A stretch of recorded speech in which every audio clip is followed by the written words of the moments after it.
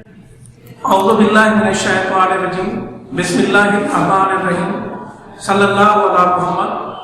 Assalamu alaikum dear students, welcome to first year biology. As you know that chapter number 7 is under our discussion. In chapter number 7 we are discussing kingdom Protista. As you know that there are three major groups of kingdom Protista. Number 1, protozoal animal-like protists. This group has already been discussed.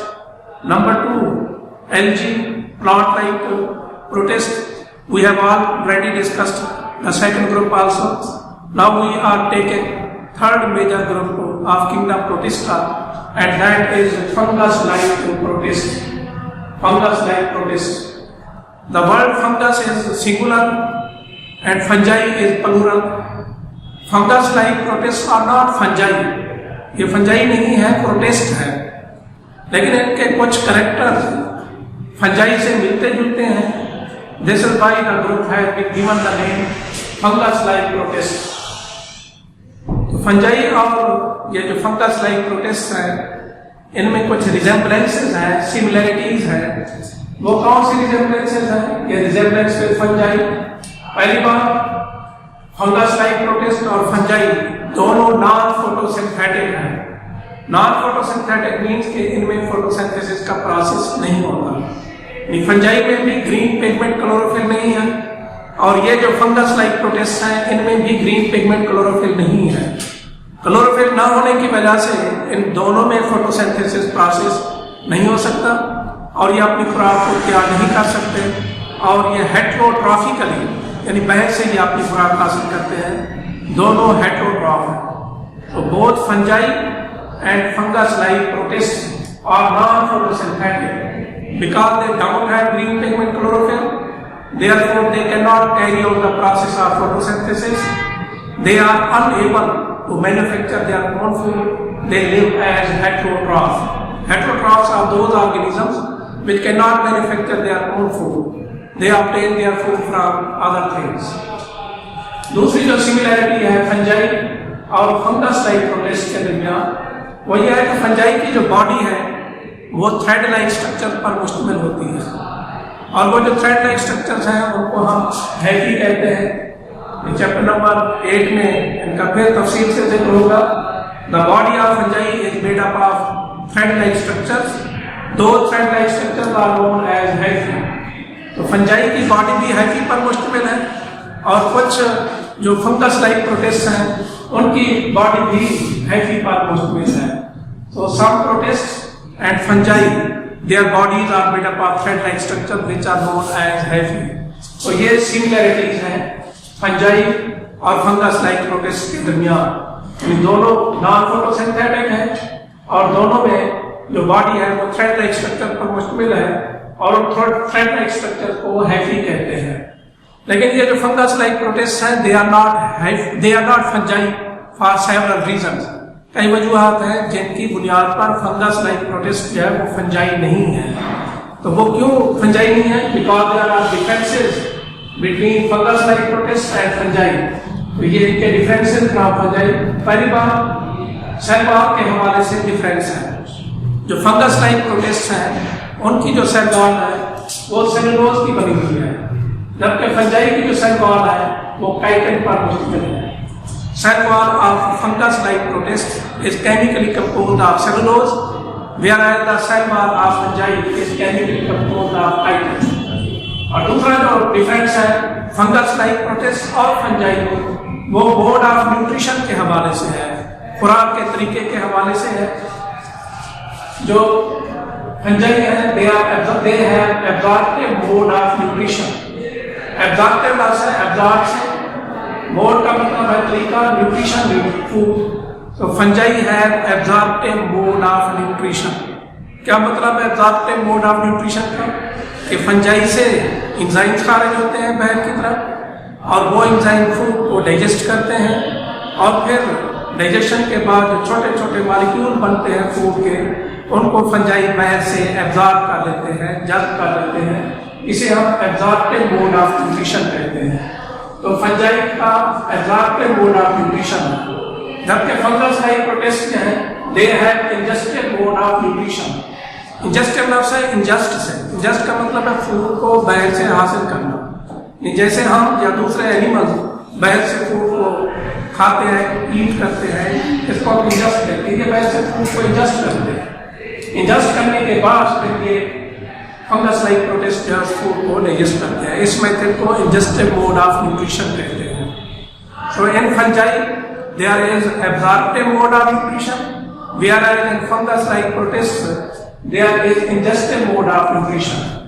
और फिर fungi की जो cell wall है वो chitin पर मुश्तमिल है, जबकि फंगस लाइक प्रोटिस्ट की जो सेल वॉल है वो सेलुलोज पर मुश्तमिल है।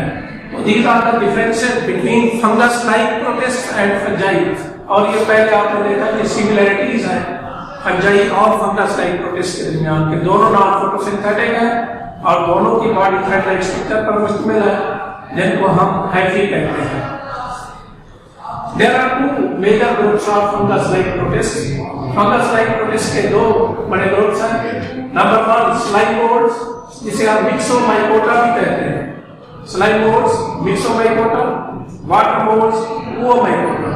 So there are two major groups of fungus like protists. Number 1 slime modes, Myxomycota, water modes, Oomycota. Firstly, we are taking slime modes in some detail. Slime mode of Myxomycota. Slime mode जब feeding stage पे होते हैं, feeding stage का मतलब है कि जब ये फूड हासिल कर रहे होते हैं तो उस वक्त हम इनको प्लाज्मोडियम कहते हैं। The feeding stage of slime modes is plasmodium।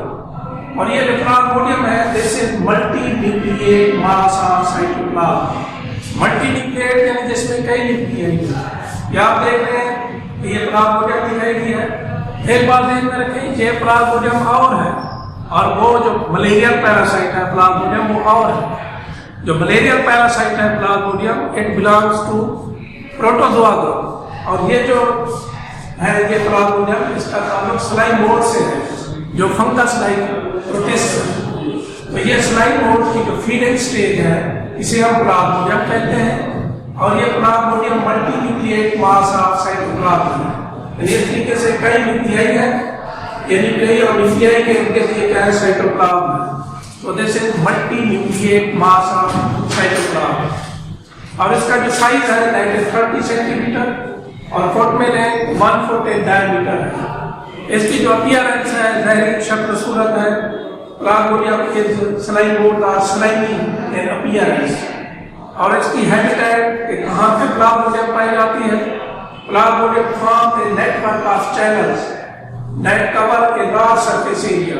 ये चैनल बनाती है, ट्यूब से बनाती है प्लाज्मोडियम, जहाँ पे ये रहती है ये चैनल्स का जो है ट्यूब्स का एक नेटवर्क होता है और ये नेटवर्क काफी सरफेस एरिया को कवर करता है।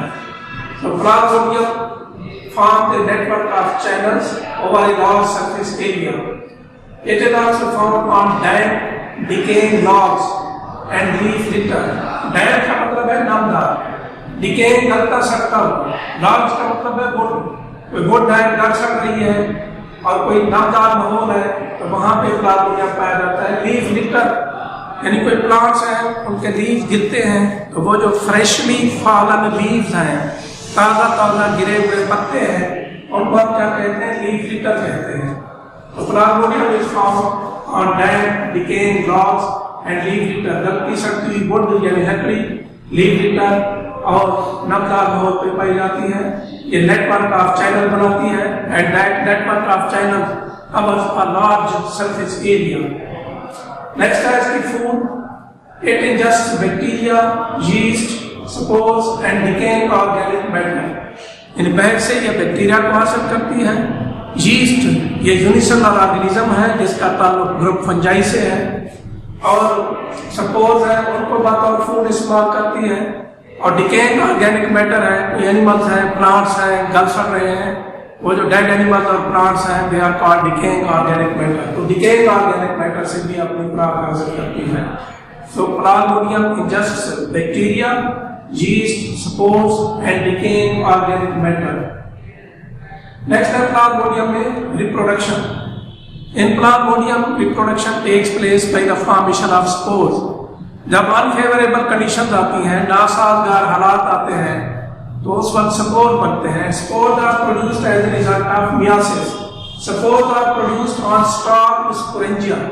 ये स्पोरेंजिया पे प्रोड्यूस होते हैं जो स्टॉक होते हैं, यानी उनमें डंडी होती है।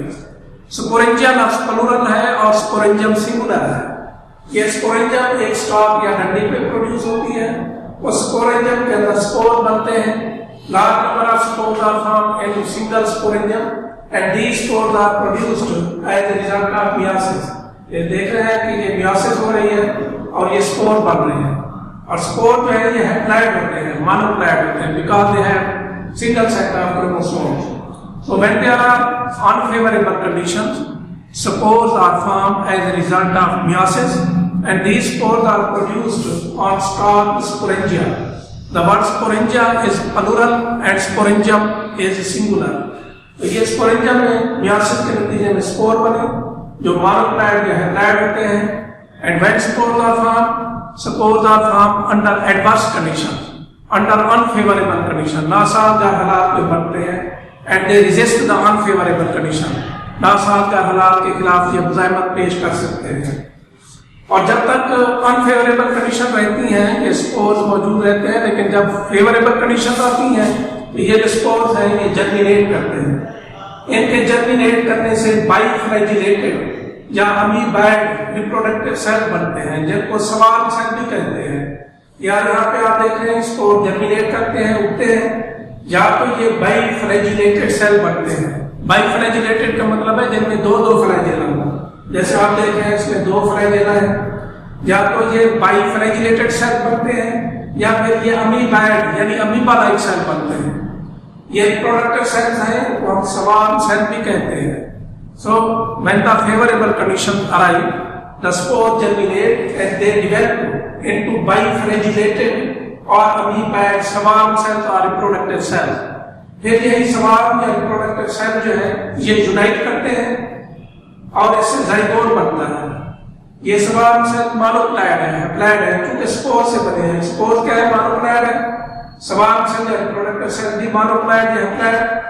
But when two swarm cells unite then zygote is form. तो ये जाइगोट डिप्लॉइड हो जाएगा, क्योंकि एक सेल क्रोमोसोम का एक रिप्रोडक्टिव सेल या स्वार्म सेल से आता है और दूसरा सेल क्रोमोसोम का दूसरे रिप्रोडक्टिव सेल या स्वार्म सेल से आता है, स्वार्म सेल से। इस तरीके से जाइगोट बिकम्स डिप्लॉइड। फिर ये जाइगोट डेवलप होता है तो ये multi nucleate mass of cytoplasm बनता है, जिसको हम प्लाज्मोडियम कहते हैं।